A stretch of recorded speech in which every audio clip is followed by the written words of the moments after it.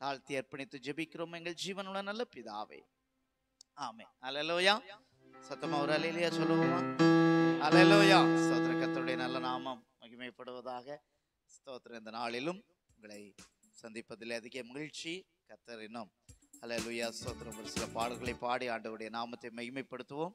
வர வேண்டிய நபர்களை கர்த்தர் சீக்கிரமாய் அழைத்து வருவாராக. தேவனுடைய நல்ல நாமம் மகிமைப்படும். துதிப்போம் அல்லேலூயா பாடி மகிழ்வோம் மகிமனை போற்றி. மகிமை தேவ மகிமை, தேவ தேவனுக்கே மகிமை. பாடலை பாடி கர்த்தருடைய நல்ல நாமத்தை மகிமைப்படுத்துவோம். கர்த்தர் நம்மை ஆசீர்வதிப்பாராக. எல்லாரும் கரங்களை கொண்டு வந்திருக்கிறோம். உற்சாகமாய் கரங்களை தட்டி பாடி தேவனுடைய நல்ல நாமத்தை மகிமைப்படுத்துவோம். கர்த்தர் தாமே நம்மை ஆசீர்வதித்து நடத்துவாராக. துதிப்போம் அல்லேலூயா பாடி மகிழ்வோம் மகிவனை போற்றி. துதிப்போம் அல்லேலூயா பாடி மகிழ்வோம் மகிவனை போற்றி. மகிமை தேவ மகிமை, தேவ தேவனுக்கே மகிமை. அல்லேலூயா மகிமை தேவ மகிமை, தேவ தேவனுக்கே மகிமை. துதிப்போம் அல்லேலூயா பாடி தேவன் நம்மை வந்தடைய செய்தார், தம்மை என்றும் அதற்காக தந்தார். தேவன் நம்மை வந்தடைய செய்தார், தம்மை என்றும் அதற்காக தந்தார். அற்புதங்கள் செய்யும் சர்வ வல்ல தேவன், அற்புதங்கள் செய்யும் சர்வ வல்ல தேவன், அடைக்கலம் கொடுத்திடுவார். துதிப்போம் அல்லேலூயா பாடி மகிழ்வோம் மகிவனை போற்றி. கரம் தட்டி துதிப்போம் அல்லேலூயா ஆமென். மகிழ்வோம் மகிவனை போற்றி. மகிமை தேவ மகிமை, தேவ தேவனுக்கு மகிமை. அல்லேலூயா மகிமை தேவ மகிமை, தேவ தேவனுக்கே மகிமை. துதிப்போம் அல்லேலூயா பாடி அஞ்சிடேனே இருளிலே என்றோ, நடமாடும் கொள்ளை நோயை கண்டு. சொல்லுங்க அம்மே. அஞ்சிடேனே இருளிலே என்றோ, நடமாடும் கொள்ளை நோயை கண்டு. பயங்கரத்திற்கும் பறக்கும் அம்பிற்கும், பயங்கரத்திற்கும் பறக்கும் அம்பிற்கும் பயந்திட ஜெயித்திடுவே. துதிப்போம் ஆமென். மகிழ்வோம் மகிவனை போற்றி. துதிப்போம் அல்லேலூயா பாடி மகிழ்வோம் மகிவனை போற்றி. மகிமை தேவ மகிமை, தேவ தேவனுக்கே மகிமை. அல்லேலூயா மகிமை தேவ தேவனுக்கே மகிமை. துதிப்போம் அல்லேலூயா பாடி தேவனந்தன் அடைக்கலமாமே, ஒருபோதும் பொல்லாப்பு வராதே. சொல்லுங்க. தேவனந்தன் அடைக்கலமாமே, ஒருபோதும் பொல்லாப்பு வராதே. சர்வ வல்ல தேவன் தாவரமாய் நின்றே, சர்வ வல்ல தேவன் தாவரமாய் நின்றே விடுவித்து காத்திடுவார். துதிப்போம் அல்லேலூயா பாடி மகிழ்வோம் மகிவனை போற்றி. துதிப்போம் அல்லேலூயா பாடி மகிழ்வோம் மகிவனை போற்றி. மகிமை தேவ மகிமை, தேவ தேவனுக்கே மகிமை. மகிமை தேவ மகிமை, தேவ தேவனுக்கே மகிமை. துதிப்போம் அல்லேலூயா பாடி கூப்பிடும் வேளையிலே என்னை தப்புவிக்க தீரமாய் வந்தார். சொல்லுங்க. கூப்பி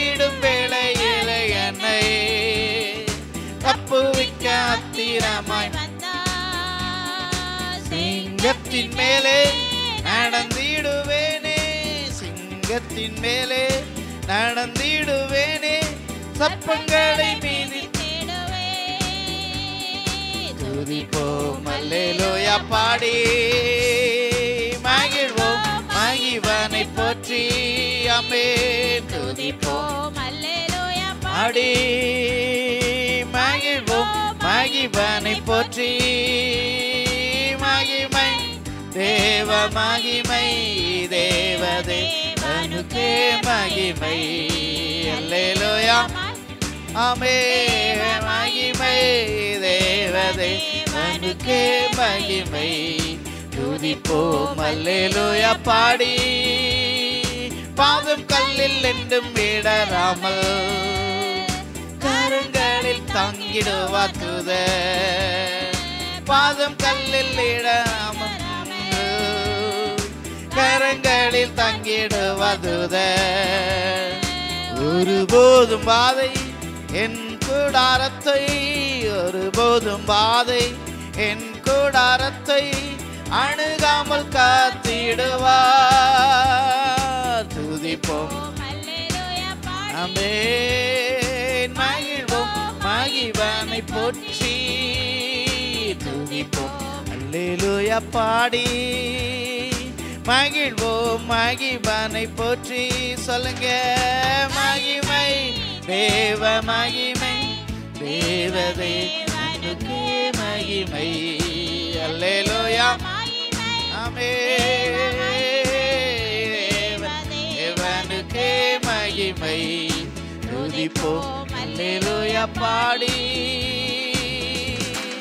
அல்லேலூயா. நம்ம தெரிந்து கொள்ளப்பட்ட சங்கீதம் 133. இதுல 3 வசனங்கள் இருக்கு, நம்ம சேர்ந்தே வாசிப்போம். இதோ சகோதரர்கள் ஒருமித்து வாசம் பண்ணுகிறது எத்தனை நன்மையும் எத்தனை இன்பமுமானது.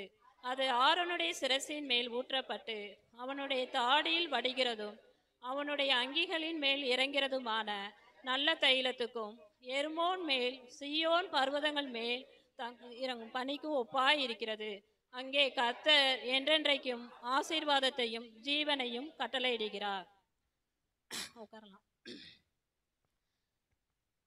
இதுல தாவீது பாடின ஆரோகண சங்கீதம். இந்த ஆரோகண சங்கீதம்ங்கிறது என்னன்னா, நம்ம யாத்திரை நேரத்துல பாடுகிற கீதம் சொல்லி அதோடைய அர்த்தம். இதுல சங்கீதத்துல 150 வசனங்கள் இருக்கு. அதுல 15 வசனங்கள் நம்ம பார்த்தோம்னா அடுத்து ஆரோகண சங்கீதம் சொல்லி போட்டிருக்கோம். அப்ப இந்த ஆரோகண சங்கீதம் என்னன்னா, வழி பிரயாணங்கள்ல போகும் பொழுது அவங்க களைப்பு அடையாமல் இருக்கிறதுக்கு என்ன செய்வாங்களாம், கீதங்களை பாடிக்கொண்டு போவாங்களாம். அப்ப அந்த கீதங்கள் அதுதான் ஆரோகண சங்கீதம் சொல்லி சொல்லப்பட்டிருக்கு. அப்ப எருசலேம் சியோன் மலை மேல, அது மலை மேல இருக்கு. சியோன் எருசலேம் சியோன் மேல மலை உச்சியில இருக்கனால இஸ்ரவேல்கள் ஒரு வருஷத்துக்கு 7 பண்டிகை என்ன செய்வாங்க, அவங்க கொண்டாடுவாங்க. அதுல முக்கியமான பண்டிகை 3 பண்டிகையில கண்டிப்பா என்ன செய்யணும், இஸ்ரவேல் கலந்து கொள்ளணும். அப்ப அந்த 3 பண்டிகையில அவங்க கலந்து கொள்ளணும்னா அவங்க என்ன செய்வாங்க, அந்த எருசலேமுக்கு போகும் பொழுது ரொம்ப மேடா இருக்கும், மலை மேல என்ன செய்யணும், ஏறி போகணும். அப்ப அங்க போகையில அவங்க என்ன செய்வாங்க, அந்த களைப்பு தெரியாம அந்த பாட்டுகளை பாடிக்கிட்டு ஸ்லோகங்களை சொல்லிக்கிட்டு அவங்க போற அந்த சங்கீதம் தான் இந்த ஆரோகண சங்கீதம். அது போக இந்த வசனம் தாவீது எழுதியிருக்காரு. இந்த வசனத்துடைய பாடம் என்னன்னா, சகோதரர்கள் நம்ம என்ன செய்யணும், ஒற்றுமையா இருக்கணும் சொல்லி அவர் எழுதியிருக்காரு. இதோ சகோதரர்கள் ஒருமித்து வாசம் பண்ணுகிறது எத்தனை நன்மை எத்தனை இன்பமானதுன்னு சொல்லி இதுல தாவீது எழுதியிருக்கிறாரு. அப்போ ஃபர்ஸ்ட் இந்த உலகத்துல முதல் சகோதரர்கள் என்ன செஞ்சாங்க, காயின் ஆபேல் என்ன செஞ்சாங்க, அவங்க காயின் ஆபேல் மேல பொறாமப்பட்டு ஆபேல அவரு கொலை செஞ்சிடறாரு. அப்போ அவங்களுக்குள்ள ஒரு ஒற்றுமை இல்லை. அப்புறம் ஏசா யாக்கோப்பு இவங்க என்ன செய்யறாங்க, ஒற்றுமை இல்லாம அவங்க என்ன செஞ்சுறாங்க, பிரிஞ்சு போயிடறாங்க. அவங்களுக்குள்ள என்ன செஞ்சிருது, விரிசல் ஏற்பட்டுருது. அப்போ யாக்கோப்பு ஏசாவை என்ன செஞ்சுறாரு, ஏமாற்றுறாரு, புத்தியில அந்த அந்த அந்த ஆசீர்வாதத்தை இவர் பெற்றுக்கொள்கிறார். அப்போ மூன்றாவது வந்து இது யோசேப்பு. அவங்க வந்து என்ன செய்றாங்க, அவங்க சகோதரர்கள் வந்து யோசேப்பு மேல பொறாமப்பட்டு என்ன செஞ்சுறாங்க, யோசேப்பை வந்து குழியில போட்டுறாங்க. அப்போ அவங்களுக்குள்ளேயும் ஒரு ஒற்றுமை இல்ல. அப்போ வந்து அடுத்து மோசை, ஆரோன், மிரியாம் இவங்க 3 பேரும் என்ன செய்றாங்க, அவங்க சகோதரர்கள். அப்போ அவங்க என்ன செய்றாங்க, மோசை வந்து அவங்க ஒரு கட்டத்துல என்ன செய்றாங்க, ஆரோனும் மிரியாமும் என்ன செய்றாங்க, அவங்க வந்து மோசையை குறித்து என்ன செய்றாங்க, அவங்க பேசுறாங்க. அப்போ மிரியாம் வந்து மோசைக்கு விரோதமா பேசும் பொழுது அவங்களுக்கு என்ன வந்துருது, அவங்களுக்கு வெண்குஷ்டம் வந்துருது. அப்போ தாவீது இதெல்லாம் அவர் யோசித்து பார்த்து, இப்போ சகோதரருக்குள்ள என்ன இல்லை, ஒரு ஒற்றுமை இல்லையே அப்படின்னு சொல்லிட்டு அவர் என்ன என்ன நினைச்சு என்ன செய்யறாரு, இந்த வசனத்தை, இந்த சங்கீதம் 133ல சகோதரர்கள் ஒருமித்து வாசம் பண்ணுவது அது எத்தனை நன்மை எத்தனை இன்பமா இருக்கும் சொல்லிட்டு, அது ஆரோனுடைய சிரசின் மேல் ஊற்றப்பட்டு அவன் தாடியில் வடிகிறதும் அவன் அங்கிகளின் மேல் இறங்கிறதுமான நல்ல தைலத்துக்கு அது என்ன செய்யுது, நல்ல தைலத்துக்கு ஒப்பா இருக்கு. அப்ப வந்து இந்த பண்டிகையில 3 பண்டிகை நான் சொன்னேன். அந்த 3 பண்டிகையில பெந்தெகொஸ்தே பண்டிகை. அப்ப அந்த பண்டிகையில என்ன செய்வாங்க, மோசையின் காலத்துல பிரதான ஆசாரியன் வந்து என்ன செய்வாங்க, ஆரோன். அவரை கூப்பிட்டு என்ன செய்வாங்க, அவருக்கு ஆசாரிய உடைய போட்டு அவரை என்ன செய்வாங்க, இந்த பரிமள தைலத்தை என்ன செய்வாங்க, அவர் மேல சிரசுல ஊற்றுவாங்க. அப்ப நம்ம தலையில சாதாரணமா நம்ம எண்ணெய் வச்சுக்கிறது மாதிரி என்ன செய்ய மாட்டாங்க, அந்த தைலத்தை ஊற்ற மாட்டாங்க. அவன் அந்த தைலம் வந்து என்ன செய்வாங்க, அதை ஊற்றும் பொழுது அது என்ன செய்யும், முகத்துல வழிந்து அவனுடைய தாடியில வடிந்து அவன் அங்கியில என்ன செய்யும், வடிந்து கீழே விழுகிறதுமா இருக்கும். அப்ப அந்த தைலம் எப்படிப்பட்டதா இருக்கும், ரொம்ப வாசனையா இருக்கும். அப்ப அந்த தைலத்தை எப்படி செய்யணும்னு சொல்லி ஆண்டவரே சொல்லி கொடுத்தாராம். அந்த பரிமள தைலம் எப்படி செய்யணும், அபிஷேகம் என்ன எப்படி அதை செய்யணும் சொல்லி அவரே சொல்லி கொடுத்தாராம் அந்த ஃபார்முலாவை. அப்ப மனிதர்கள்லாம் என்ன செய்யறாங்க, வந்து வாசனை திரவியங்கள்லாம் அவங்களும் உபயோகப்படுத்துறாங்க. ஆனா இவ்வளவு தூரத்துக்கு இருக்காதான் இந்த பரிமள தைலம் போல வாசனை இது மாதிரி இருக்காது. இப்பெல்லாம் நம்ம செண்டு அதிகமா அடிச்சுக்கிட்டா நம்மளுக்கு என்ன ஆயிரும், மூச்சு திணறல் ஆயிரும், நம்மளுக்கு சேராது, ஒருத்தவங்க போட்டுக்கிட்டாலே தலைவலி வந்துடும். ஆனா ஆண்டவர் கொடுத்த அந்த அபிஷேக பரிமள தைலம் எப்படிப்பட்டதா இருந்துச்சு, அது முகத்திலே வடிஞ்சு என்ன செய்யுது, தாடியிலையும் வடிஞ்சு அங்கிலையும் என்ன செய்யுது விழுந்து கீழே அப்படியே பரவி அந்த பண்டிகைக்கு வந்த அந்த இடமே முழுவதும் என்ன செய்யுது, அவ்வளவு வாசனையா இருக்கு. அப்ப அங்க எல்லாம் என்ன செய்யறாங்க, பண்டிகைக்கு ஒன்று கூடி என்ன செய்யறாங்க, ஒருமித்து ஆண்டவரை என்ன செய்யறாங்க, அங்க தொழுது கொள்ள வந்திருக்காங்க, ஒற்றுமையா வந்திருக்காங்க. இன்னைக்கு நம்ம இங்க சபைக்கு வந்திருக்கோமா, ஒற்றுமையா வந்திருக்கோம், ஒருமித்து என்ன செஞ்சிருக்கோம், நம்ம வந்திருக்கோம். அப்ப வந்த இடத்துல நம்ம ஆண்டவர் என்ன செய்வார், இது போல பரிமள தைலத்தினால நம்மளை என்ன செய்வாரு, நம்மளையும் நிரப்புவாரு. இப்போ வந்து ஒரு உதாரணத்துக்கு கர்த்தருக்கு பயந்தவங்க, அவங்க கணவன் மனைவி எப்படி இருப்பாங்க, ஒற்றுமையா இருப்பாங்க. அப்போ அவங்களுடைய வாசனை எப்படி இருக்கும், சமுதாயத்துக்கு ரொம்ப வாசனையா இருக்கும். இவங்க கணவன் மனைவி நல்லா ஒற்றுமையா இருக்காங்க அப்படின்னு சொல்லி சொல்லுவாங்க. அதே மாதிரி கர்த்தருக்குள்ள இருக்கிற சகோதரன் சகோதரி இவங்க என்ன செய்வாங்க, அவங்க ஒற்றுமையா இருக்கையில அவங்களும் என்ன செய்வாங்க, அவங்களும் வாசனையா கர்த்தருக்குள்ள அவங்க இருப்பாங்க. சுகந்த வாசனையா ஆண்டவர் என்ன செய்வாரு, சுகந்த வாசனையா அவர் இது பண்ணுவாரு. அது போக ஒரு நண்பர்கள், சபைக்குள்ளேயே நண்பர்கள் இருக்காங்க. அவங்க என்ன செய்யறாங்க, கர்த்தருடைய பிள்ளைகள் ஒருத்தர் புரிந்து கொண்டு பிரியமா நடக்கும் பொழுது அது கர்த்தருக்கு எப்படி இருக்கு, சுகந்த வாசனையா இருக்கு. அது போல ஒரு வேலை செய்யற இடத்துல கர்த்தருக்கு பயந்த ஒரு எஜமான் ஒரு வேலைக்காரன் இருந்தாங்கன்னா அவங்க என்ன செய்வாங்க, வேலைக்காரன் வேலை செய்யும் பொழுது நேரங்காலம் தெரியாம முகம் சுளிக்காம என்ன செய்வாங்க, அவங்க வேலையை செய்வாங்க. அப்ப எஜமான் என்ன செய்வான், வேலைக்காரன் நம்மளுக்கு எவ்வளவு விசுவாசமா வேலை செய்யறான், அவனும் கர்த்தருடைய பிள்ளை தானே அப்படின்னு சொல்லிட்டு தனக்கு வந்த லாபத்துல என்ன செய்வான், அவன் என்ன செய்வான், கொடுத்து உதவுவான். அப்ப வந்து இப்படியெல்லாம் இருக்கும் பொழுது கர்த்தருக்கு அது எப்படி இருக்கும், அது சுகந்த வாசனையா இருக்கும். அப்ப மூணாவது வசனம், எர்மோன் மேலும் சியோன் பர்வதங்கள் மேலும் இறங்கும் பனிக்கு ஒப்பாய் இருக்கிறது, அங்க கர்த்தர் என்றென்றைக்கும் ஆசீர்வாதத்தையும் ஜீவனையும் கட்டளையிடுகிறார். அப்ப இந்த ஒற்றுமையை வந்து தாவீது இந்த 3வது வசனத்துல எதுக்கு ஒப்பிட்டு இருக்காருன்னா, பனிக்கு ஒப்பா இருக்கும். அது அந்த பனி காலையில எப்படி இருக்கும், அதுவும் இந்த மலைகள்லாம் நம்ம கொடைக்கானல் மலை, இந்த ஊட்டி மலை இப்படிலாம் போனோம்னா பனியை நல்லா இறங்குறத நம்ம என்ன செய்யலாம், நல்லா பார்க்கலாம். இங்க வந்து இப்ப சரியா பார்க்க முடியல, ஆனா அங்கெல்லாம் போனோம்னா எப்படி இருக்கும், அப்படியே குளு குளு குளுன்னு காலையில ரொம்ப ஜில்லுன்னு நம்ம மேலாம் அப்படியே இறங்கும், பனி இறங்கும். அப்ப விவசாயிகிட்ட போய் நம்ம இந்த பனியை குறித்து நம்ம கேட்டோம்னா அவர் சொல்லுவாரு, இந்த பனி எவ்வளவுலாம் ஒரு ஆசீர்வாதமா இருக்குன்னு ஒரு விவசாயிகிட்ட போய் கேட்டோம்னா அவர் சொல்லுவாரு, நம்ம விதைச்சோம்னா அது வளர்றதுக்கு என்ன செய்யும்? பனி வந்து ஒரு உதவியா இருக்கும். அது ஒரு என்ன செய்யும்? ஒரு செழிப்பை கொடுக்கும்.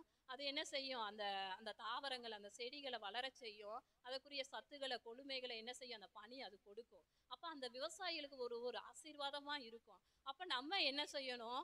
நம்மளும் நம்ம சபைக்குள்ள எப்படி இருக்கணும்? ஒற்றுமையா இருக்கணும். நம்மளும் என்ன செய்யணும்? மனுஷ சுபாவத்துல நம்ம ஒற்றுமையா இருக்கவே முடியாது. ஆனா நம்ம ஆண்டவர்கிட்ட கேட்கணும், அப்பா நாங்க வந்து ஒற்றுமையா இருக்கணும், எங்களுக்கு அப்படிப்பட்ட ஒரு கிருபையை கொடுங்க, அப்படிப்பட்ட பணியை எங்களுக்குள்ள பொடிங்க, வந்து இந்த பரிமள தைல அபிஷேகத்துல எங்களை நிரப்புங்க அப்படின்னு சொல்லி நம்ம கேட்கும் பொழுது நம்ம சபை விசுவாசிகளுக்குள்ள நம்ம என்ன செய்யக்கூடாது? நம்ம வந்து பிரிவினை பார்க்கக்கூடாது, ஜாதிகள் பார்க்கக்கூடாது, ஏற்றத்தாழ்வு பார்க்கக்கூடாது. நம்ம ஒரு தகப்பனுடைய பிள்ளைகள், ஒரு தகப்பனுடைய ரத்தத்தினால நம்ம கழுவப்பட்டவங்க. நம்ம ஒருமித்து நம்ம விசுவாசிகள் என்ன செய்யணும்? நம்ம அன்போடு என்ன செய்யணும்? நம்ம ஒற்றுமையா நம்ம காணப்படணும். அப்பதான் நம்ம சபைக்கு ஆண்டவர் வந்து இந்த வாசனை அவர் முகர்ந்து, சுகந்த வாசனையா முகர்ந்து ஆண்டவர் என்ன செய்வார்? நம்ம சபையை ஆசீர்வதித்து நம்ம சபையை என்ன செய்வாரு? செழிக்க பண்ணுவார். ஒரு வளர்ச்சியை நம்ம சபைக்கு என்ன செய்வாரு?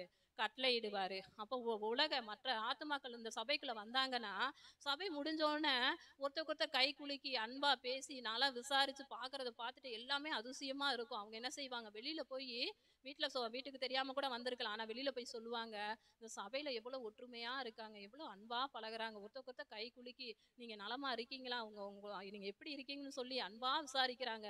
இப்படிப்பட்ட ஒரு அன்புள்ள மனிதர்களை சபையில சர்ச்சில் தாங்க பார்க்க முடியும் அப்படின்னு சொல்லி நம்மளுடைய வாசனை தைலம் நம்ம இந்த வண்டி ரேஜ் சபை மூலம் நம்மளுடைய இந்த வாசனை என்ன செய்யணும்? நம்ம வண்டியூர் முழுவதும் என்ன செய்யணும்? நம்ம மூலம் அது பரவணும். நம்ம எல்லாம் ஆண்டவருக்கு நற்கந்தமா நம்ம விளங்கணும். அப்ப ஆண்டவரிடத்துல நீங்க என்ன செய்யுங்க? ஒவ்வொரு நாளும் ஏசப்பா எங்களுக்கு இந்த பரிமள தைல அபிஷேகத்தினால் எங்களை நிரப்புங்க. நம்ம வீட்டுக்குள்ளேயும் நம்ம என்ன செய்யணும்? ஒற்றுமையா இருக்கணும். வெளியிலையும் சபையில எல்லாம் நம்ம என்ன செய்யணும்? அன்பா ஒற்றுமையா நம்ம காணப்படணும். இதுதான் இந்த தாவீது எழுதின இந்த சங்கீதம். ஆண்டவருக்கு நன்றி செலுத்துகிறேன். ஆண்டவருடைய நாமம் மகிமைப்படுவதாக. நல் உண்மையோடும் உம்மை ஆராதிக்க கூடி வந்தோம் பரிசுத்தரே, பரிசுத்த உள்ளத்தோடு உம்மை ஆராதிக்க கூடி வந்தோம் நல்லவரே, அபியோடும் நல்ல உண்மையோடும் உம்மை ஆராதிக்க கூடி வந்தோம் பரிசுத்தரே, பரிசுத்த உள்ளத்தோடு ஆராதனை ஆராதனை ஆராதனை ஆராதனை ஆராதனை ஆராதனை உமக்குத்தானே. சொல்லுங்க, ஆராதனை ஆமென், ஆராதனை ஆராதனை ஆராதனை உமக்குத்தானே, உம்மை ஆராதிக்க கூடி வந்தோம் நல்லவரே. சத்தமாய் அபியோடும் நல்லையோடும் உம்மை ஆராதிக்க கூடி வந்தோம் பரிசுத்தரே, பரிசுத்த உள்ளத்தோடு செய்த நன்மைகள் ஆமென் உமக்கே ஆராதனை, உந்தன் கிருபைகள் தாராளம் தாராளம் உமக்கே ஆராதனை. சத்தமாய் நீ செய்த ஆமென் ஏசப்பா, எங்களுக்கு நீர் செய்த நன்மைகள் ஏராளம் ஆண்டவரே, தாராளம் தாராளம் உமக்கே ஆராதனை. உம் நாமம் உயர்த்திடுவேன், உம் அன்பை பாடிடுவேன், உம் நாமம் உயர்த்திடுவேன், உம் அன்பை பாடிடுவேன்.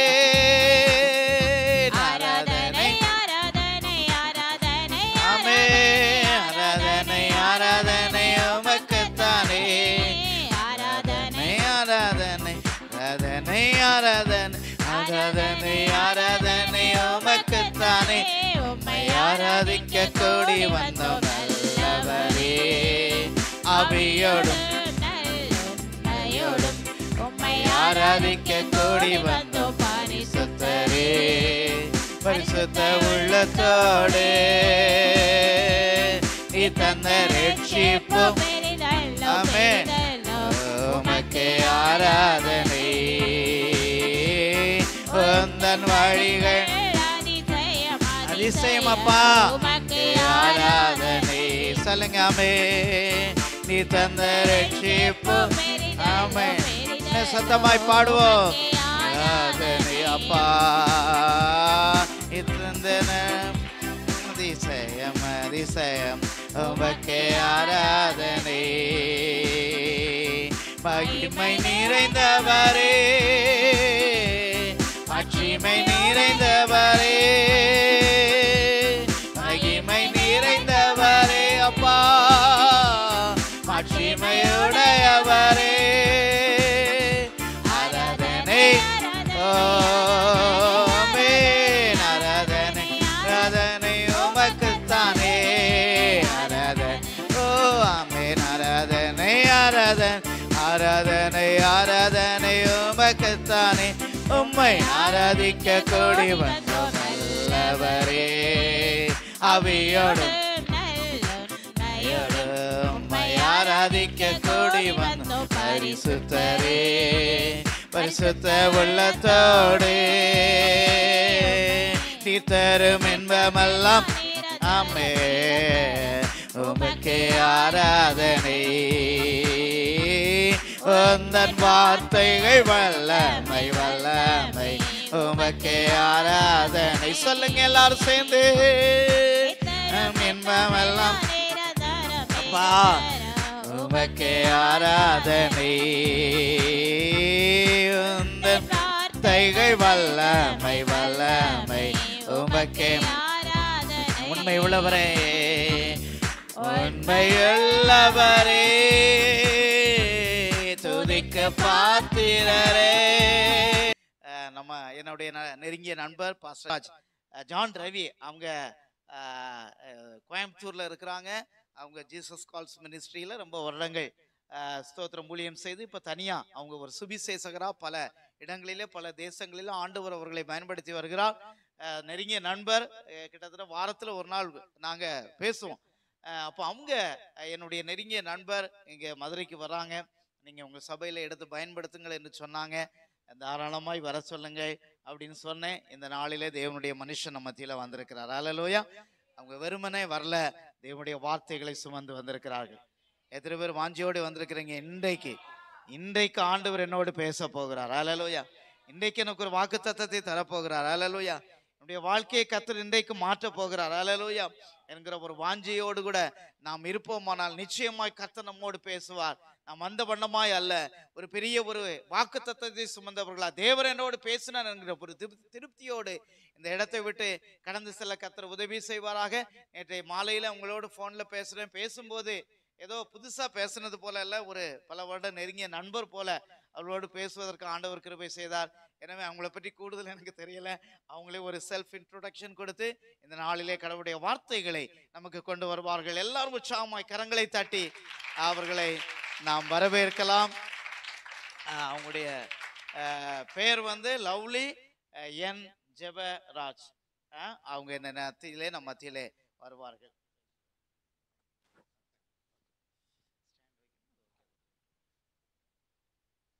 ஆண்டவரும் கர்த்தரும் முழு உலக இரட்சகருமாய் இருக்கிற இயேசு என்னும் நல்ல வல்ல, சொல்லுங்க, நல்ல வல்ல அழகான நாமத்தினாலே அத்தனை பேருக்கும் காலை வணக்கங்களும் ஸ்தோத்திரங்களும். எவ்வளோ அன்பா மரியாதை கையெடுத்து கும்பிட்டு வணக்கம் சொல்றேன் உங்களுக்கு. நல்லா இருக்கீங்களா? நீங்க நல்லா இருப்பீங்க. ஆமேன்னு சொல்லுங்க. கர்த்தருக்கு நான் நன்றி பலிகளை ஏறெடுக்கிறேன். இந்த நாளில் உங்கள் மத்தியில் இருக்கிறது ஒரு பெரிய பாக்கியமாகவே நான் கருதுகிறேன். கர்த்தருக்கு ஸ்தோத்திரம். என்னை இந்த திருச்சபைக்கு அறிமுகம் செய்து வைத்ததான என்னுடைய நண்பர், அருமையான ஐயாவுடைய நண்பர் சகோதரர் ஜான் ரவிச்சந்திரன் அவர்களுக்கு நான் இந்த நேரத்தில் ரொம்ப நன்றி தெரிவித்துக் கொள்கிறேன். நாங்கள் ஐயா அவர்கள் நண்பராக இருப்பது போல நாங்களும் நெருங்கிய நண்பர்கள். ஸோ அதனால் அவங்கள என்னை டக்குன்னு கூப்பிட்டு அறிமுகம் பண்ணியிருக்காங்க. முன்பின் என்னை அறியாதிருந்தும் என்னை அன்போடு ஏற்றுக்கொண்டதுக்காக பாஸ்டர் அவர்களுக்கு என்னுடைய அன்பார்ந்த நன்றி. சரியாக 25 நிமிடங்கள் உங்களோடு நான் பேசுகிறேன். எவ்வளவு நிமிஷம்? 25 நிமிஷம். கவனமாய் கேளுங்கள். நாம் கேட்கக்கூடிய கடவுளுடைய வார்த்தை நம்முடைய வாழ்க்கையை மாற்றக்கூடியது.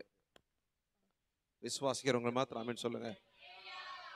நம்ம கேட்கக்கூடிய கடவுளுடைய வார்த்தை, திரும்ப அழுத்தம் திருத்தமாய் சொல்கிறேன், அண்ட சராசரங்களையும் படைத்த கடவுளுடைய வார்த்தை நம்முடைய வாழ்க்கையை முற்றிலுமாக அப்படியே தலைகீழாக மாற்றக்கூடியது கர்த்தருடைய வார்த்தை. அதில் ஒரு வல்லமை ஒன்று, அதில் ஒரு வல்லமை ஒன்று, அதில் ஒரு வல்லமை ஒன்று, அது ஒரு மகத்துவங்கள் நிறைந்தது. உலகத்திலே நாம் வாழ்க்கையிலே அநேக மனிதர்களோடு நாம் தினமும் பார்க்கிறோம், தினமும் சம்பாஷிக்கிறோம். சில மனிதர்களுடைய வார்த்தைகளை நம்மை காயப்படுத்துகிறது, சில மனிதர்களுடைய வார்த்தைகள் நம்மை சோர்ந்து போக பண்ணுகிறது. ஆனால் கடவுளுடைய வார்த்தை நான் எந்த அதல பாதாளத்தில் இருந்தாலும் என்னை தூக்கி நிலைநிறுத்தக்கூடியதாக இருக்கிறது. கர்த்தருக்கு ஸ்தோத்திரம். சங்கீத பகுதியை ரொம்ப நேர்த்தியா எடுத்த சிஸ்டருக்கு அன்பான வாழ்த்துக்கள். ஒரு திருச்சபை எவ்வளவு பெரிய திருச்சபை என்பது பெருசே இல்லைங்க. நான் எவ்வளவோ திருச்சபைகளுக்குள்ள போயிட்டு வந்துட்டு இருக்கேன். நான் இலங்கையில் இருக்கிற வேதாகம கல்லூரியில் 2ஆம் ஆண்டு மாணவர்களுக்கு வகுப்பு எடுக்கக்கூடிய ஒரு ஆசீர்வாதம் இருக்கிறேன். நான் ரொம்ப கிளியரா அவங்களுடைய செர்மன்றது நல்லா கைகளை தட்டி அந்த சிஸ்டருக்கு வாழ்த்துக்களை சொல்லுங்க பார்க்கலாம். வெரி கிளியர், ரொம்ப அழகா, ரொம்ப அழகா. நான் நினைச்சேன் நான் அமைதியா உட்காந்து கேட்கலாம், அவங்களே செய்தி கொடுக்கலாம் போல. உண்மையை நான் மனசுல பட்டது சொல்றேன். ரொம்ப நேர்த்தியா இருந்தது. கர்த்தருக்கு ஸ்தோத்திரம். ஓகே, இன்றைய நாளிலோட கடவுளுடைய வார்த்தை திருப்பிக் கொள்ளுங்கள். 1 நாளாகமத்தின் புஸ்தகம், 1 நாளாகமத்தின் புஸ்தகம் 9வது அதிகாரம், 4வது அதிகாரம், 4வது அதிகாரம், வசனம் 9 வாசியுங்கள். இருங்க, இப்பதான் எல்லா பேரும் புரட்டுற சத்தம் கேட்டுட்டு இருக்குது. பழைய ஏற்பாட்டுல 509வது பக்கம் எடுத்துட்டீங்களா? சரி, ரைட். இப்ப எல்லாம் சேர்ந்தே வாசிங்க பார்க்கலாம். யாபேஸ் தன் சகோதரரை பார்க்கிலும் கனம் பெற்றவனாய் இருந்தான். போதும், அவ்வளவுதான், அவ்வளவுதான். ஒரு மனிதனை குறித்து வாசிக்கிறோம். அந்த மனிதனுடைய பெயர் எல்லா சத்தமா சொல்லுங்க, யாபேஸ். வேதாகமத்துல இவ்வளவு பெரிய புக்ல, நம்ம கையில் இருக்கிற பைபிள் ரொம்ப பெரிய புக், இவ்வளவு பெரிய புக்ல இந்த யாபேஸ்ங்கிற மனுஷனை இந்த 1 நாளாகம் 4வது அதிகாரத்துக்கு முன்னாலையும் பார்க்க முடியாது, 1 நாளாகம் 4வது அதிகாரத்துக்கு அப்புறம் பின்னாலையும் பார்க்க முடியாது. வேதாகமத்துல ஒரு மனுஷனை குறித்து ரொம்ப ரொம்ப சுருக்கமாக, வெரி ஷார்டஸ்ட், ரொம்ப ரொம்ப சின்ன சுருக்கமாக, ஆனா ரொம்ப ஸ்ட்ராங்காக ஒரு மனிதனை குறித்த அறிமுகம் இருக்குமானால் அது இந்த யாபேஸ். நான் தேடி பார்த்தேன், அதுக்கு முன்னையும் காணோம் பின்னையும் காணோம். 2 வசனம் தான், 2 வசனத்துல வாழ்க்கையை முடிச்சிட்டாரு. இப்ப இந்த 2 வசனத்தை நம்ம தியானிக்க போகிறோம். 2 வசனத்துக்குள்ள ஒரு மனிதனை குறித்த அறிமுகம். அவ்வளவு சுருக்கமா ஒரு மனுஷனை குறித்து சொல்லணும்னா அந்த மனுஷன் இதில் இருக்கணுமா? ஆபிரகாம் பத்தி பேசுகிறோம். பழைய ஏற்பாட்டுல துவங்கி புதிய ஏற்பாடு முழுவதும் அந்த மனுஷன் ஆபிரகாம் எங்க எல்லா இடத்திலும் வந்து கொண்டே இருக்கிறார். யாபேஸ் இவ்வளவுதான் இருக்கு. அதையும் சொல்லணுமா? சொல்லியிருக்காருன்னா ஏதோ முக்கியத்துவம் இருக்குன்னு அர்த்தம். வாசிங்க இப்போ. யாபேஸ் தன் சகோதரரை பார்க்கிலும், போதும் என்னை பாருங்கள், கனம் பெற்றவனாய் இருந்தான். யாபேஸ் தன் சகோதரரை பார்க்கிலும் அப்படின்னு என்ன அர்த்தம்? பாப்பா உன் பேர் என்ன? சொல்லுங்க, நேரம் இல்லை எனக்கு. பேரு எப்சிபா. எப்சிபா தன்னோடு படிக்கிற மற்ற மாணவ மாணவிகளை பார்க்கிலும் அதிக மதிப்பெண்களை எடுத்தாள். நல்லா புரிஞ்சுக்குங்க. அப்படின்னா எப்சிகோட படிக்கிறவங்க 35 மார்க் எடுத்து இருப்பார்கள். கொஞ்சம் சவுண்ட் வச்சு கொடுங்க, நான் பேசிக்கிறேன். எப்சி எவ்வளவு மார்க் எடுத்தீங்க? டக்குன்னு சொல்லு. 838. 800க்கு 738. உட்காந்துட்டு பேசுங்க. ஓகே, 738. கவனிங்க. அப்போ இந்த எப்சிபா தன்னோடு படிக்கிற மாணவ மாணவிகளை பார்க்கிலும் இந்த குட்டியோண்டு இருக்கிற இந்த எப்சிபா, இந்த ஒல்லியா த்ரோண்டா இருக்கிற இந்த எப்சிபா, அவங்க எல்லாரையும் விட கஷ்டப்படுகிற குடும்பத்திலிருந்து வரக்கூடிய இந்த எப்சிபா, நிறைய கம்பாரிசன் கொடுத்துட்டே போலாம். அவங்கள பார்க்கிலும் இவ பெருசா வந்துட்டா. அப்படின்னா பொருள் என்ன? யாபேஸ் தன் சகோதரரை பார்க்கிலும், அண்ணனுக்கு இருந்திருக்கலாம், தம்பி இருந்திருக்கலாம், இவங்க எல்லார விட இந்த யாபேஸ் நல்லா இருக்கிறான். அல்லேலூயா சொல்லுங்க. இப்போ உங்களை பார்த்து ஒரு கேள்வி, ஐயா நானும் நல்லா இருக்கணும் ஐயா. சொந்தம் பந்தம் நண்பர்கள் உறவுகள் எல்லாரும் முன்னுக்கும் நான் நிறைய கஷ்டத்தை அனுபவிச்சிருக்கிறேன், அவமானத்தை கடந்து போயிட்டு இருக்கேன், நிந்தை கடந்து போயிட்டு இருக்கேன். இருக்கிறீங்களா? கவனிக்கிறீங்களா?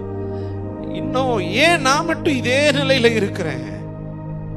இன்னும் என் வாழ்க்கை மட்டும் எதே இடத்துல ஆரம்பித்தனோ அதே இடத்துல இன்னும் என் வாழ்க்கை அதே இடத்துல இருக்கு. தேங்கிய தண்ணி போல நிக்கிறேன். என் வாழ்க்கை மாறணுமே. எத்தனை பேர் விருப்பத்தோடு இருக்கிறீங்க? கர்த்தருக்கு ஸ்தோத்திரம், கர்த்தருக்கு ஸ்தோத்திரம், கர்த்தருக்கு ஸ்தோத்திரம். எப்பவுமே வேதாகமத்தை ஒரு கேள்வியோடு அணுகுங்கள். வேதாகமத்தை ஒரு கேள்வி கேட்டு அந்த கேள்விக்கான விடையை கேளுங்க. இதுல இருந்து கர்த்தர் நம்மோடு பேசுவார். வசனம் தெளிவா சொல்லுது, தன் சகோதரரை பார்க்கிலும், சத்தமா சொல்லுங்க. இரண்டாவது கேள்வி, கனம் என்றால் என்ன?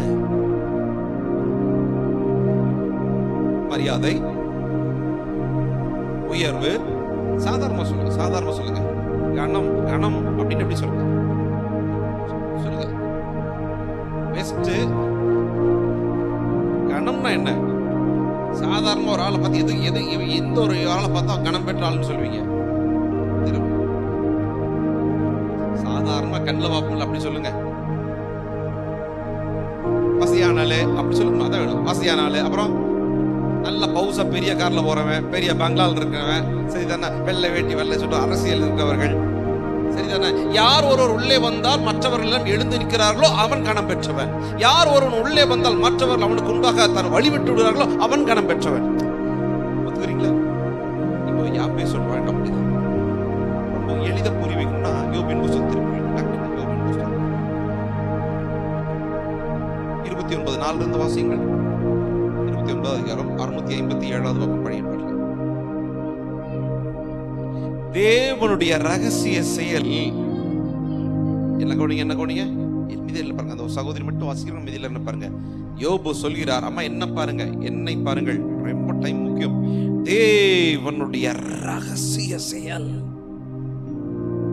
ரகசியம்னா நான் நிறைய கேள்வி கேட்கிறேனோ, கேள்வி கேட்டாதான் பதில் கிடைக்கும், புரியும்.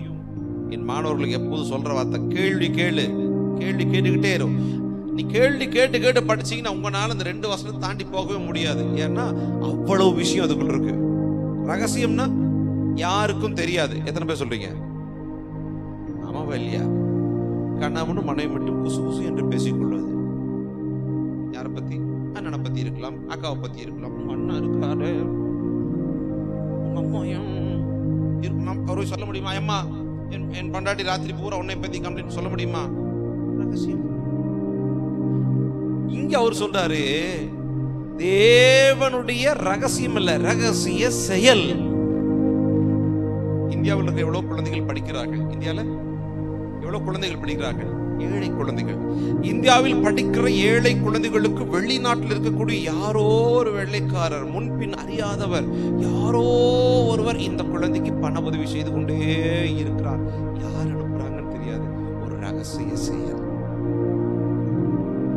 யோபு சொல்கிறார், என்னுடைய ஆசீர்வாதமான வாழ்க்கைக்கு பின் தேவன் ரகசியமாய் செயல்பட்டு கொண்டிருக்கிறார். கைகளை தட்டி.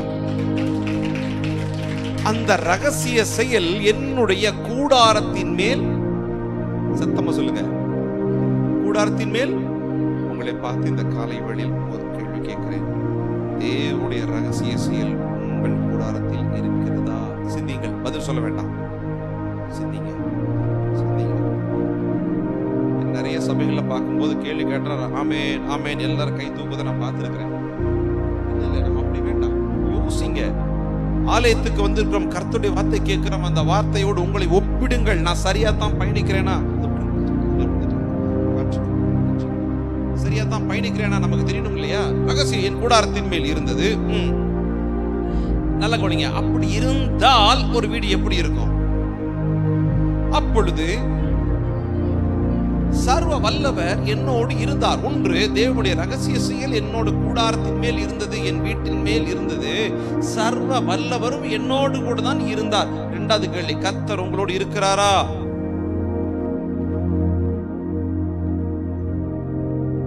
அதை உங்களால் உணர முடியுதா?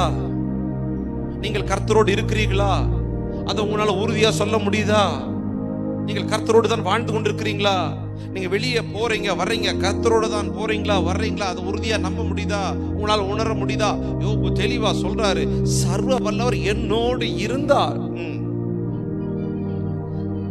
இதெல்லாம் இருக்கும்போது என் பிள்ளைகள் என்னை சூழ்ந்திருந்தார்கள். பிள்ளைகள் நம்மளை சுற்றி இருப்பது பெரிய ஆசீர்வாதம். சூழ்ந்திருந்தார்கள். என் பாதங்களை நான் நெய்யினால் கழுவினேன். கண்மலையிலிருந்து எண்ணெய் நதி போல எனக்காகவே ஓடி வந்தது. அந்த செல்வ நாட்களின் சீர் இப்பொழுது இருந்தால் எவ்வளவு? யோபு திரும்பி பார்க்கிறார், இதெல்லாம் அன்னைக்கு இருந்தது. அப்ப சர்வ வல்லவர் என்னோடு இருக்கும் பொழுது, கர்த்தருடைய ரகசிய செயலின் கூடாரத்தில் இருக்கும் பொழுது, என்னுடைய உலக வாழ்வு செல்வ பெருக்கு நிறைந்த ஒரு வாழ்வாக இருக்கிறது. உலக பிரகாரமாக நான் ஆசீர்வதிக்கப்பட்ட மனுஷனாக இருக்கிறேன். பொருளாதார ரீதியாக தரித்திரங்கள் என் வாழ்க்கையில் இருக்கவில்லை. ஏனென்றால் நான் ஒரு வேலை செய்கிறேன், கடவுள் அந்த வேலையை ஆசீர்வதிக்கிறார். நான் ஒரு விதை விதைக்கிறேன், கடவுள் அந்த விதையை ஆசீர்வதிக்கிறார். நான் ஒரு தொழிலை செய்கிறேன், கடவுள் அந்த தொழிலை எனக்கு ஆசீர்வதிக்கிறார். கர்த்தர் எனக்கு ஆசீர்வதிக்கிறபடியினாலே அவன் சொல்ல செல்வ சீர். இன்னும் கொஞ்சம் கீழே போலாம், நல்லா கொள்ளிங்க. அப்ப செல்வ சீர் பொருளாதார ரீதியான ஆசீர்வாதம். எல்லாரும் சொல்லுங்க, பொருளாதார ஆசீர்வாதம். சொல்லுங்க, சத்தமா சொல்லுங்க. இன்னொரு முறை சொல்லுங்க, பொருளாதார ஆசீர்வாதம். கனம் பெற்ற மனிதனுக்கான உதாரணத்தை சொல்லிட்டு இருக்கேன். ஒண்ணு, பொருளாதார ரீதியாக ஆசீர்வாதம். பணம் இருக்கணும். திரும்ப சொல்றேன், பணம் இருக்கணும். சும்மா சும்மா கதை சொல்லிட்டு போயிடக்கூடாது. பணம் இருந்தா எல்லாம் சரியாயிருமா? பணம் இல்லைன்னா எல்லாம் சரியாயிருதா? சொல்லுங்க. அது தேவை இருக்குல்ல, தேவை இருக்குல்ல. வேதம் தெளிவாய் சொல்லுகிறது, உங்களையும் என்னையும் ஐஸ்வர்ய சம்பனராய் மாற்றுவதற்கு கர்த்தராக இயேசு கிறிஸ்து கல்வாரி சிலுவையிலே தரித்திரர் ஆனாரே. அல்லேலூயா சொல்லுங்க பார்க்கலாம். நல்ல இன்னொரு முறை அல்லேலூயா சொல்லுங்க பார்க்கலாம். எதற்கு அவர் தரித்திரர் ஆனார்? உங்களை என்னையும் ஐஸ்வர்ய சம்பனராய் மாற்றுவதற்கு. கர்த்தருக்கு ஸ்தோத்திரம் உண்டாவதாக. இது வரைக்கும் தெளிவா புரியுதா? கிளியரா? ரைட், வாசிங்க. இப்போ இது கனம் பெற்ற ஒரு மனிதன் என்றால் பொருளாதார ரீதியாக ஆசீர்வதிக்கப்பட்டவனாக இருப்பான். இருக்கிறதா? சிந்தித்துக் கொள்ளுங்கள். 2, வாசிங்க. நான் பட்டண வீதியால் வாசல்கள் புறப்பட்டு போய் வீதியில் ஆசனத்தை போடுகிற பொழுது, வாலிபர்கள் அந்த வசனத்தை படிக்கலாம். நான் பட்டணத்து வீதியால் வாசலுக்குள் புறப்பட்டு போய் வீதியில அப்படின்னு இவர் போகும்போது கூட ஒருத்தன் சேர தூக்கிட்டே வருவான். போகும்போது கூட ஒருத்தன் தலையில சேர தூக்கிட்டே வருவான். சேர போடுப்பா அப்படி சேர போட்டு இவர் உக்காந்தார்னா வேதம் சொல்லுகிறது, வாலிபர்கள் இவர்களை கண்டு எந்திரிச்சு ஓடிடுவாங்களா. கிளம்புடா கிளம்புடா, யோபு ஐயா வர்றாரா. இது ஒரு பெரிய விஷயமா பாஸ்டர்? பெரிய விஷயம் தான் சகோதரா. இளம் கன்று அப்படி சொல்லுங்க. இளம் கன்று பயம் அறியாது. 5வது 6வது படிக்கிற வரைக்கும் மை டாடி சூப்பர் ஹீரோம்பா. எங்க மம்மி விட மாட்டான், அப்பா விட மாட்டேன். உங்க அப்பா ஏதோ சொன்னீங்கன்னா எப்போ 5வது 6வது படிக்கும் போது காலேஜ் வந்து என்ன பாருங்க, அவங்க அம்மா போய் சொல்லுவாங்க, பாருங்க உண்டா இல்லையா? உங்க வீட்டுக்காரர் நம்ம விஷயம் தலையிட வேண்டாம்னு சொல்லு. வீட்டுக்கார்ட்ட கொஞ்சம் காசு வாங்கி கொடு. வந்துட்டாரா? யாரா? அவருதான். உங்க அவரு என்ன? உங்க அவரு வீட்டுக்காரர் தான். எங்க ஏட்டா சூப்பர் ஹீரோ. இப்ப மச்சானுக்கு என்ன மனசு? அவன் இந்த வித்தியாசத்தை காட்டுறான். இது அவன் காட்டணும்னு காட்டல, இது அவன் காட்டணும்னு காட்டல. பிள்ளைங்க மட்டும் சும்மா சொல்லக்கூடாது, அம்மா சாமி எனக்கு நேரம் இல்லைன்னு விலைக்கு சொல்லிட்டு ஓடிடுவேன். ஓகே, அப்போ அப்போ அப்போ அப்போ ஏன் அவன் இளம் கன்று பயம் அறியாது. இங்கேயும் பயம் இல்லை. முதல்லையாவது நாங்கள்லாம் நம்மள கொஞ்சம் சிறுபிள்ளை இருக்கும்போது ஸ்கூலுக்கு போகும்போது எனக்கு எங்க அம்மா சொல்லி விட்டுருக்காங்க. ஐயா டீச்சர்ட்ட சொல்லும் போது, கண்ணு 2 விட்டுருங்க, தோலை உரிச்சிருங்க. அதுக்கப்புறமே எங்க ஆத்தாளி என்ன பெத்தவளுக்கு பாசம் தீரல, மேன் உப்பு கண்டம் போடணுமா. உங்களை யாரும் அப்படி சொல்லியிருக்காங்களா? பாக்கியவான்கள். எனக்குன்னு அப்படி டீச்சர் ஒருத்தர் வாசிட்டாங்க, நல்ல சைஸா இருப்பாங்க. டீச்சரை பார்த்தாலே பயமா இருக்கும். அன்னைக்கு அடி இருந்தது. டீச்சரை பார்த்து நாங்க பயந்தோம். ஐயா சரிங்களா? ஐயா அன்னைக்கு அடி இருந்தது, உண்மை அடி இருந்தது. நான்லாம் ஸ்கூலுக்கு டீச்சருக்கு பயந்து ஸ்கூல் வரைக்கும் போய் கட்டடிச்சு வீட்டுக்குள்ள போய் கட்டல் கையில படுத்துக்குவேன். கட்டற்கடியில இருந்தெல்லாம் என்ன பிடிச்சிட்டு போயிருக்கிறாங்க. அப்படியேப்பட்ட பாக்கியவான் நான். அன்னைக்கு டீச்சர் அடிப்பாங்கன்னு பயம் இருந்தது. இன்னைக்கு ஸ்டூடெண்ட் அடிச்சிருவானோ டீச்சருக்கு பயமா இருக்கு. எவ்வளவு பேர் ஒத்துக்கிறீங்க?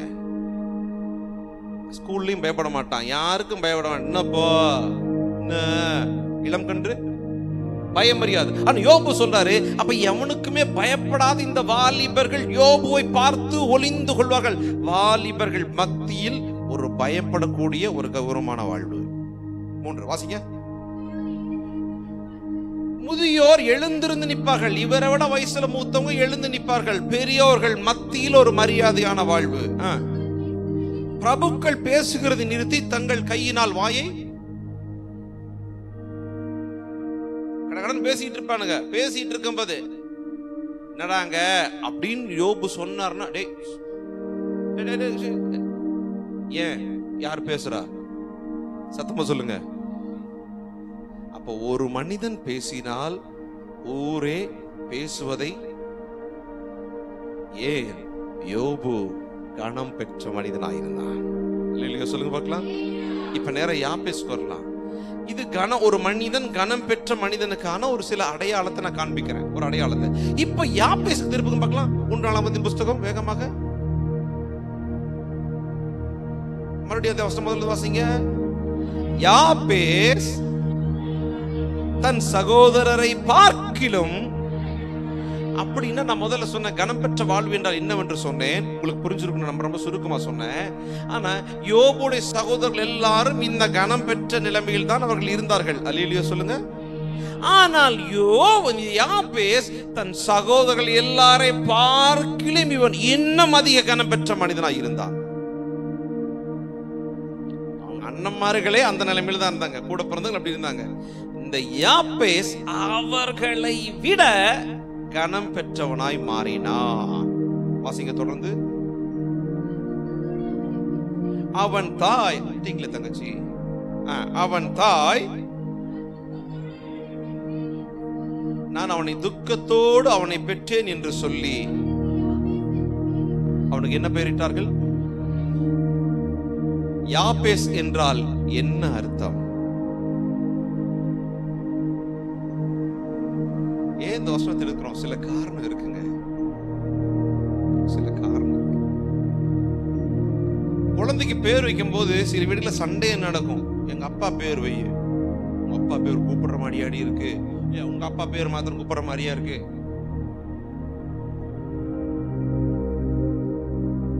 இப்பெல்லாம் தமிழ் பேர் வைக்கிறதே கிடையாது, இங்கிலீஷ் பேரும் வைக்கிறது கிடையாது. இப்பெல்லாம் நேரம் ஹீப்ரு தான், வெச்ச ஹீப்ரு பேர் தான். இஸ்ரவேல் மக்களுடைய வாழ்க்கையை பொறுத்த மட்டிலே பெயர் ரொம்ப முக்கியம். அது முக்கியமாக ஆண் பிள்ளைக்கு பெயர் சூட்டுதல் என்பது ரொம்ப ரொம்ப ரொம்ப ரொம்ப முக்கியம்.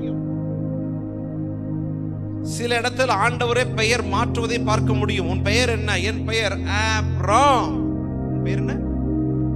ஆபிராம். ஆபிராம் என்றால் என்ன அர்த்தம்?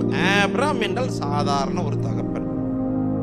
கர்த்தர் சொல்றாரு, இனி உன் பேர் ஆபிராம் அல்ல, ஆபிரகாம். ரகாம் என்றால் கர்ப்பங்களின் தகப்பன் என்று அர்த்தம். அல்லேலூயா சொல்லுங்க. இவ்வளவு வயதாகியும் குழந்தை இல்லாமல் ஒரு அடுத்த கட்ட தலைமுறை பார்க்காத ஒரு சாபம் நிறைந்த ஒரு வாழ்க்கை போல இருந்தவர் ஆபிரகாம் பற்றி சொன்னார். இனி நீ சாதாரண தகப்பனாய் அல்ல, கர்ப்பங்களின் தகப்பனை உன்னை மாற்றப் போகிறேன். பெயரில் மாற்றம். இவன் தாய் இந்த குழந்தை பிறந்தன்னு ஒரு பேர் வைக்கிறா. என்ன பேர் வச்சா? யாப்பேஸ். ஏன் யாப்பேஸ்? இவனை நான் துக்கத்தோடு பெற்றேன். எந்த பெற்றோர் தாயுமே குழந்தை பெற்றெடுக்கும் போது அப்போ ஒரு சந்தோஷம் இருக்கும். குழந்தை பிறந்ததுன்னா பெரிய சந்தோஷம் இருக்கும் இல்லையா? தாத்தா பாட்டி சொந்த பந்தாங்க ஹாஸ்பிட்டலுக்கு ஓடுறது சோ பிஸி. அடுத்த கட்ட தலைமுறையை பார்க்க போகிறார்கள். என் மகன் வழி பேரனையோ பேத்தியோ பார்க்க போகிறேன். அவ்வளவு ஒரு ஆனந்தம், அவ்வளவு ஒரு ஆனந்தம். ஒரு பக்கம் பயம், ஒரு பதட்டம். ரைட், ரெண்டு வீட்லயுமே சரி. அப்படி என்ன செய்ய டெலிவரி அப்பப்போ போன் வரும், என்னாச்சு என்னாச்சு சொல்றேன் இப்பதான் உள்ள கூட்டு போயிருக்காங்க. அது ஈகர்னஸ். குழந்தை பிறந்தோன்னு எடுத்து கால்களை முத்தமிட பண்றது என்ன, என் தங்கம், என் வைரம். ஓ, இந்த தாய் சொல்ற, இவனை போய் நான் பெற்றெடுத்தேன். என் வாழ்க்கையிலேயே வந்து இவன் பிறந்து தொலைந்தான். யாப்பேஸ் பிறந்த பொழுது அவனுடைய தாய் துக்கத்தோடு இருந்தார். என் துக்கத்தில் இவன் பிறந்தவன். இவன் என் வாழ்க்கையில் வந்த துக்கம். இவன் என் வாழ்க்கையில் வந்த துக்கம். இவன் துக்கத்தை கொண்டு வருகிறவன். இவன் பிறந்த நேரம் என் வாழ்க்கையில இவ்வளவு அசிங்க, இவ்வளவு பாடுகள். இவன் எனக்கு துக்கம். இவன் துக்கத்தை கொண்டு வருகிறவன். அதனால் இவன் பெயர் யாப்பேஸ். யாப்பேஸ் என்றால் துக்கத்தை கொண்டு வருகிறவன் என்றார். எனக்கு அன்பான சகோதரர்கள், சகோதரிகளே, கொஞ்சம் சிந்தனை செய்து பாருங்க. இந்த பெயரோடு ஒரு மனிதன் இந்த பூமியில எப்படி வாழ்ந்தான்? ஊருக்கே அர்த்தம் தெரியும். ஊருக்கே அர்த்தம் தெரியும். யார்ட்டையாவது பேசிட்டு இருந்தா துக்கத்தோடு பேசிட்டு இருக்கம்மா. வீட்டுக்கு யாருக்கு வந்திருக்கா? துக்கத்தை கொண்டு வருவானே அவன் வந்திருக்கிறான். அந்த துக்கம் போயிட்டானா? திரும்ப திரும்ப இந்த யாப்பேஸ்டின் வாழ்க்கையில் திரும்ப திரும்ப கேட்டு கேட்டு நொந்து போன ஒரு வார்த்தை, தன்னுடைய பெயர் துக்கம். திரும்ப திரும்ப கேட்டு வெறுத்து போன உடனே எல்லா உறவுகளும் அப்படி ஒரு அவமான சின்னத்தை போல பார்க்க ஆரம்பித்தார்கள். இந்த யாப்பேஸ் ஒரு நாள் ஒரு முடிவு பண்ணினான். என்ன முடிவு பண்ணான்? இனி என் வாழ்க்கை இப்படி இருக்க கூடாது. இனி இந்த வாழ்க்கை இப்படி இருக்கக்கூடாது. இனி மற்றவர்களுக்கு மத்தியில் நிந்திக்கப்படக்கூடிய நிலையில் இருக்கிற நான் இந்த நிலையிலிருந்து என் வாழ்க்கையை நான் மாற்ற வேண்டும் என்கிற சில முடிவு கூறுகிறான். அல்லேலூயா சொல்லுங்க பார்க்கலாம். சில நேரம் சில நெருக்கங்கள் வருகிற பொழுது, நெருக்கங்கள் வருகிறது நல்லது, சில தீர்மானத்தை நோக்கி நீங்கள் நடப்பீர்கள். ஒரு முடிவு எடுக்கணும்னு சொல்லி நீங்க நடப்பீங்க. திருமறை சொல்கிறது, நான் சோதிக்கப்படுவது நல்லது, நான் கஷ்டப்படுவது நல்லது. வாசிங்க தொடர்ந்து. நல்ல குணிங்க.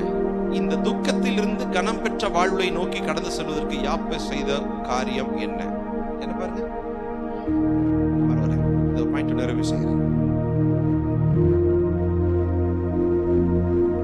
அவன் பிறந்த வாழ்வை குறித்து சொன்னேன்.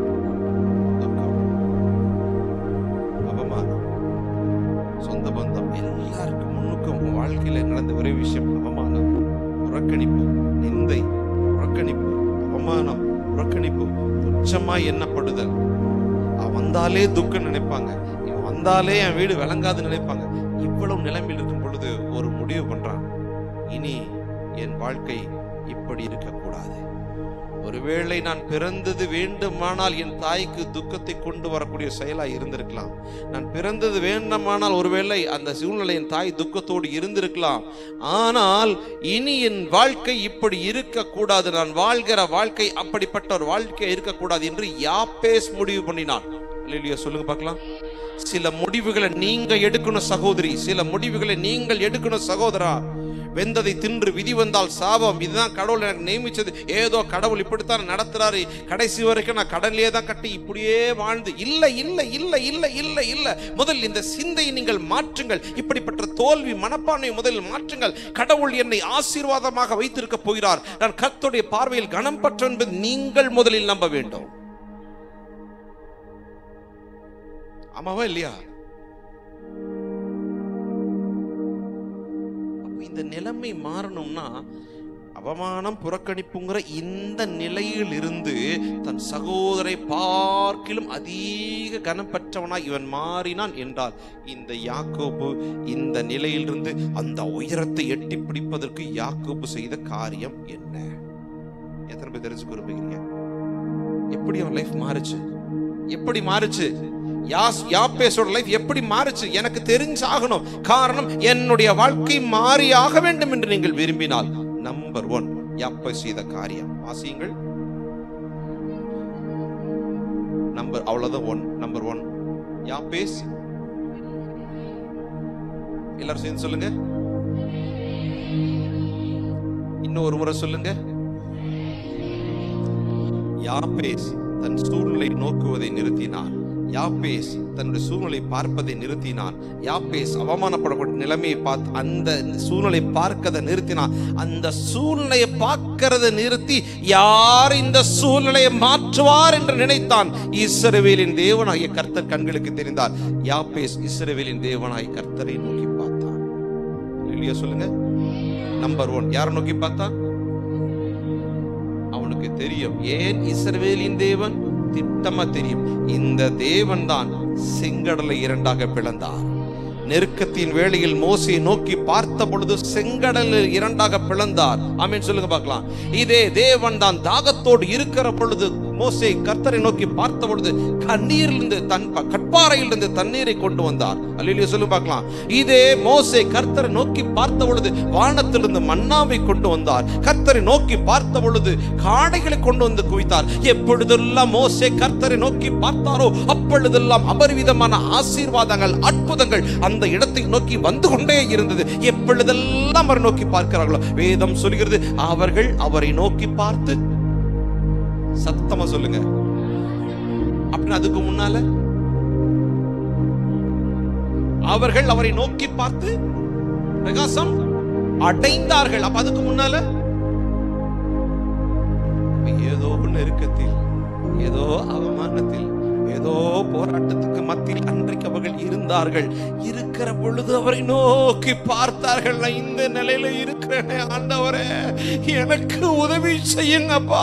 அவரை நோக்கி பார்த்து பிரகாசம் அடைந்தார்கள். கைகளை தட்டி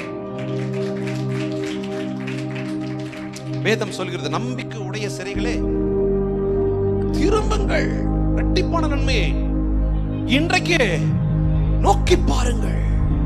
யாபேஸ் நோக்கி பார்த்தான், ஒரு நம்பிக்கையோடு நோக்கி பார்த்தான், ஒரு எதிர்பார்ப்போடு நோக்கி பார்த்தான். அங்க நம்மள நம்ம ஜெபிக்கிறோம். நோக்கி என்ன செய்தான்? வாசிங்க கடைசி அதே 4வது வசனத்தில் கடைசி பகுதி. தேவரீர் என்னை எதுவும் வாழ்க்கையில் இல்லையோ அதை கேட்டான். இது இல்லாததுனால தானே இல்ல அவமானம் எனக்கு, இந்த ஒண்ணு இல்லாதனால தானே அவமானம். முடிவு பண்ணா நோக்கி பார்த்தான். ஆசீர்வதிங்க, உங்களால தான் முடியும். செங்கடலை உங்களால பிளக்க முடியும்னா, மன்னாவை கொண்டு வந்து குவிக்க முடியும்னா, யோர்தானை பிளக்க முடியும்னா, எரிகோவை உடைக்க முடியும்னா, என்ன ஆசீர்வதிக்கிறதா அப்பா உங்களுக்கு கஷ்டம்? என்னை ஆசீர்வதித்து போதுமாப்பா, போதாது, இன்னும் என்னுடைய எல்லையை பெரிதாக்குங்க. ஏன்பா, நீங்க கொடுத்த ஆசீர்வாதத்தில் இப்ப எங்க அண்ணன்மார்கள் லெவலுக்கு வந்திருக்கிறேன். நான் பட்ட அவமானம் ரொம்ப பெருசு, இது போதாது, இன்னும் என் எல்லையை விரிவாக்குங்க. ஆமீன் சொல்லுங்க பார்க்கலாம். ஆமீன் சொல்லுங்க பார்க்கலாம். எல்லையை விரிவாக்கி, போதுமாப்பா, போதாது, எந்த கரம் என்னை ஆசீர்வதிக்கிறதோ, எந்த கரம் என்னை எல்லைகள் விரிவாக்குறதோ, அந்த கரம் என்னை விட்டு போகவே கூடாது. என் கரம் என்னோடையே இருக்கணும். ஏன்னா அந்த எனக்கு தெரியும், அந்த கரம் இல்லாதவர்களின் வாழ்க்கையில் உண்டாக்கும். ஆமீன் சொல்லுங்க பார்க்கலாம். அந்த கரம் அவர் ஏற்ற காலத்தில் உயர்த்தும்படி பலத்த கரத்துக்குள் அடங்கியிருங்கள். இந்த கரம் உண்டாக்கும், இந்த கரம் என்னை உயர்த்தும், எவரை தாழ்த்தும், எவரை மேன்மைப்படுத்தும் கரத்தினாலே ஆகும். உம்முடைய கரம் என்னோடு இருந்தா அது என்ன ஆசீர்வதிக்கும், அது என்ன உயர்த்தும், அது என்னை மேன்மைப்படுத்தும், உயர்த்து கொண்டு போகும். அந்த கரம் என்னை விட்டு விலகவே கூடாது, என் கூடயே இருக்கணும். ஞானமான ஜெபம் பாருங்க. 4வது பாயிண்ட் என்ன? எல்லாரும் சேர்ந்து சொல்லுங்க. போதுமாப்பா, போதாது, இதெல்லாம் பண்ணாலும் போதாது, இனிமேல் தீங்கு என்ன பண்ணக்கூடாது. அவன் பெயர் என்ன? யாபேசுக்கு என்ன அர்த்தம்? இப்ப என்ன சொல்லி முடிக்கிறான்? தீங்கு என்னை, நான் போதுமான அளவுக்கு துக்கத்தை அனுபவிச்சுட்டேன், இனி என் வாழ்க்கையில் துக்கம் வரக்கூடாது. ஆமென் சொல்லுங்க பார்க்கலாம். சில முடிவு, ஞானமான முடிவு, அதைத்தான் சொல்ல வரேன். இந்த ஜெபம் ரொம்ப அற்புதமான ஞானமான ஜெபம், ரொம்ப ஞானமான ஜெபம். இனி மறுபடியும் எந்த ரூட்லயும், எந்த சொந்தக்கார ரூட்லயும், எந்த நண்பர், எந்த வழியாவும் துக்கம் என் வாழ்க்கையில் வரவே கூடாது. தீங்கு என்னை துக்கப்படுத்தாதபடிக்கு அதற்கு என்னை விலக்கி காத்தருளும் என்று என்று யாரை நோக்கி? கர்த்தரை நோக்கி, கர்த்தரை நோக்கி, கர்த்தரை நோக்கி. அந்த வேண்டுதல் என்றால் என்ன? ஜெபத்தை சாதாரணமா எண்ணுகிறவர்களுக்கு இந்த வசனத்தை முன்னதாக வைக்கிறேன். நீங்கள் செய்கிற ஜெபம் அர்த்தமுள்ள ஜெபம், ஞானமுள்ள ஜெபம், நம்பிக்கை நிறைந்த ஜெபம், இதுதான் வேணும் என் வாழ்க்கையை நடக்கணும் தீர்மானமா உறுதி எடுக்கிற ஜெபம் இருக்கிறது அல்லவா, அது உங்க வாழ்க்கையை அப்படியே மாற்றிடும். யாப்பேஸ் அப்படி ஜெபித்தான். அந்த ஜெபத்தை கர்த்தருக்கு வாசிங்க. செய்தி வேண்டி நான், எல்லாரும் சேர்ந்து சொல்லுங்க, இன்னொரு முறை சொல்லுங்க. அவன் கேட்டதை கர்த்தர் கொடுப்பார்னா நீங்க கேட்டதை கொடுக்க மாட்டாரா? சொல்லுங்க, நீங்க கேட்ட கொடுக்க மாட்டாரா? ரொம்ப நேசிக்கிறார், ரொம்ப நேசிக்கிறார். ஜெபம்ங்கிறது ஒரு பெட்டிஷன் போற இடமா மட்டும் நினைச்சிட்டு இருக்கோம். இல்ல இல்ல, அவரோட போய் உட்கார்ந்து உங்க வாழ்க்கையை ஷேர் பண்ணுங்க. என்ன நடக்கிறதோ அதெல்லாம் ஷேர் பண்ணுங்க, ஷேர் பண்ணுங்க. நீங்க என்ன நடக்குதுங்கிறத, என்ன செஞ்சிட்டு இருக்கீங்கிறத கர்த்தர்ட்ட சொல்லுங்க. நீங்க என்ன செய்யணுங்கிறத கர்த்தர் உங்களோட சொல்லுவார். ஆமீன் சொல்லுங்க, ஆமீன் சொல்லுங்க. யாப்பேசின் வாழ்க்கையை மாற்றின கர்த்தர் உங்களுடைய வாழ்க்கையை மாற்றுவாராக. யாப்பேஸ் ஜெபித்ததை போல நீங்களும் ஜெபியுங்கள். நல்ல ஆண்டவரே, எங்களோடு இடைப்பட்ட தயவுக்காக உங்களுடைய வல்லக்கரம் யாப்பேசோடு இருந்தது போல எளிய மக்களாகி எங்களோடும் இருக்க நாங்கள் கொண்டாடுகிறோம். யாப்பேசோட வாழ்க்கையை மாற்றினீரே, எங்களோட வாழ்க்கையை மாற்றும். மீட்பர் இயேசுவின் நாமத்தில் நல்ல பிதாவே, ஆமென்.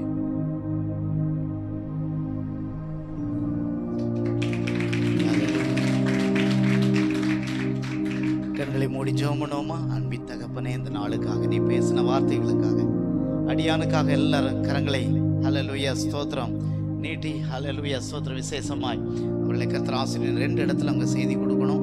அவங்க போறாங்க. கர்த்தர் இன்னைக்கு பேசின நல்ல வார்த்தைகளுக்காக கரங்களை உயர்த்தி ஆண்டவரே துதிக்கிறோம். ஆண்டவரே, நீர் பேசின நல்ல வார்த்தைகளுக்காக, யாபேசனுடைய வாழ்க்கையிலிருந்து கர்த்தர் பேசின நல்ல வார்த்தைகளுக்காக ஆண்டவரே ஸ்தோத்திரம். ஆண்டவரே, நீர் எங்களை ஆசீர்வதிக்கிற தேவன் என்பதை ஆண்டவரே ஸ்தோத்திரம். ஆண்டவரே, கர்த்தர் நீர் ஆண்டவரே எங்களுக்கு இன்றைக்கும் வெளிப்படுத்தின நல்ல தயவுக்காக நன்றி செலுத்துகிறோம். ஆண்டவரே, உமக்கு நன்றி செலுத்துகிறோம், நன்றி செலுத்துகிறோம், நன்றி செலுத்துகிறோம். ஆண்டவரே, நீர் எங்களோடு கூட இருக்கிற தேவன் என்பதை ஆண்டவரே நீர் இன்றைக்கும் வெளிப்படுத்தினீர். ஆண்டவரே ஹல்லேலூயா ஸ்தோத்திரம். கரங்களை உயர்த்தி எல்லாரும் ஜெபம் பண்ணுவோம். ஆண்டவரே, நான் இனி துக்கத்தோடு இருப்பதில்லை. எல்லாரும் சொல்லுங்க, நான் இனி துக்கத்தோடு இருப்பதில்லை.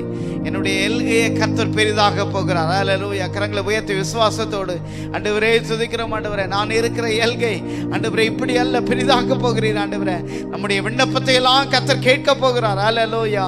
இயேசுவே, உமக்கு நன்றி செலுத்துகிறோம், நன்றி செலுத்துகிறோம். ஆண்டவரே, இந்த நாளில் நம்முடைய பிள்ளைகள் ஜெபிக்கிற ஆண்டவரே விண்ணப்பத்தை கர்த்தர் கேட்டு ஆண்டவரே சோதரை பதில் தரும்படியாக ஜெபிக்கிறோம். ஆண்டவரே, ஆண்டவரே ஆசீர்வதிங்க. ஆண்டவரே, எங்கள் சொந்த கண்கள் அல்ல ஆண்டவரே, ஆண்டவரே எல்லா கண்களும் கண்டு ஆச்சரியப்படத்தக்க அளவில் கர்த்தர் நம்மளை உயர்த்தி ஆசீர்வதிக்க போகிறார். கரங்களை தட்டி ஆண்டவருக்கு ஆண்டவர் பேசுற நல்ல வார்த்தைகளுக்காக ஆண்டவரே தேவ மனுஷன் மூலம் கர்த்தர் இன்னைக்கு நீர் கொடுத்த நல்ல வார்த்தைகளுக்காக, ஜீவனுள்ள வார்த்தைகளுக்காக இயேசுவே உமக்கு நன்றி செலுத்துகிறோம். ஆண்டவரே ஹல்லேலூயா, ஹல்லேலூயா, ஹல்லேலூயா. உமக்கு நன்றி ராஜா. இயேசுவே உமக்கு நன்றி செலுத்துகிறோம். ஆண்டவரே ஹல்லேலூயா. விண்ணப்பத்தை கேட்பவரே, என் கண்ணீரை காண்பவரே, சுகம் தருபவரே, ஸ்தோத்திரம் ஏசையா. எங்கள் விண்ணப்பத்தை கேட்பவரே, என் கண்ணீரை காண்பவரே, சுகம் தருபவரே, ஸ்தோத்திரம் ஏசையா. உம்மால் கொடு எல்லாம் கொடு, ஒரு வார்த்தை சொன்னால் போது ஐயா. உம்மால் கொடும் எல்லாம் கொடு, ஒரு வார்த்தை சொன்னால் போது ஐயா. ஒரு வார்த்தை சேர்ந்து பாடுவோம். ஐயா, ஒரு வார்த்தை சொன்னால் போது எங்கள் விண்ணப்பத்தை கேட்பவரே, என் கண்ணீரை காண்பவரே, சுகம் அவரே, ஸ்தோத்திரம் ஏசையா. சித்தமுண்டு சுத்தமாக என்று சொல்லி சுகமாக்கினி ஐயா. சித்தம் உண்டு சுத்தமாக என்று சொல்லி சுகமாக்கினி ஐயா. ஐயா என்று சொல்லி சுகமாக்கினே, ஐயா என்று சொல்லி சுகமாக்கினே. எங்கள் விண்ணப்பத்தை கேட்பவரே, என் கண்ணீரை காண்பவரே, சுகம் தருபவரே, ஸ்தோத்திரம் ஏசையா.